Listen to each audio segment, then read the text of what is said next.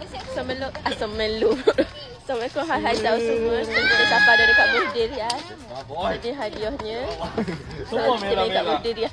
Tak nampak lah Bobai, cuba buka apa? Topi tak. Bobai kawan aku. Boleh. Hitam pun. Topi ada sini. Ada apa nama? Ipang. Handsome je mak ni. Mak beli baju kat mana ni Man? So ni kita on the way dah. Ni orang belaka-belaka. Dan lelaki kita masuk dalam ni.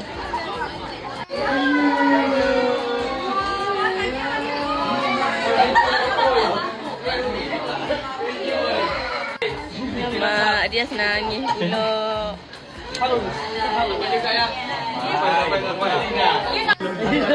Dia.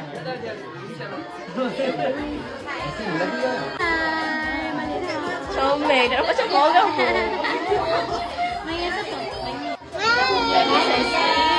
Dia cakap dengan mak-mak orang. Ona, kau nak sini kau nak. Alah tomennya. Tomennya. Alah tomennya. Alah. Yang ni alah tomennya semak ni. Akhirnya guys. Akhirnya. Tadi tempat Mabi. Kita bercakap ya. Tak sama pun. Sama lah sikit. Adalah sikit. Tapi je lama lagi lah. Adalah sikit. Tapi kecil je. Kecil ke saya? Kecil je. Kecil lah. Dia nampak macam mak orang tau tak? Oh ya ke? Yang orang ke? Tak macam mak orang. Kita nak makan. Makan Kak Isha. Ni kali ke-10 dah 6 hari. Kita makan. Ni baru je.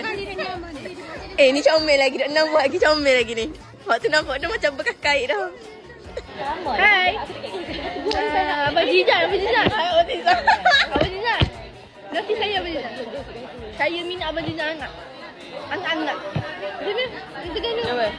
Amba minat demo tak? Amba ingat minda. Apa tu? Abang Jijat, ya. Tapi lelaki saya tak ada. Saya boleh buat. Abang Jijat, jangan Abang Jijat bini orang. Anak satu ke? Satu dah. Anak sel. Ni pula. Anak ni bini penyanyi. Yang aku penyanyi. Oh, mun. Cuba sikit. Ada mantan nyanyi ke? Ada. Kita bayar. Berapa bayar dah jap? Satu tengah lagu je kan? 500 je lah. Suara tak aurat weh. Macam dia nak nyanyi tu. Aku jaga. Ni partner Iman. Tapi pergi dengan Ifan. Bukan.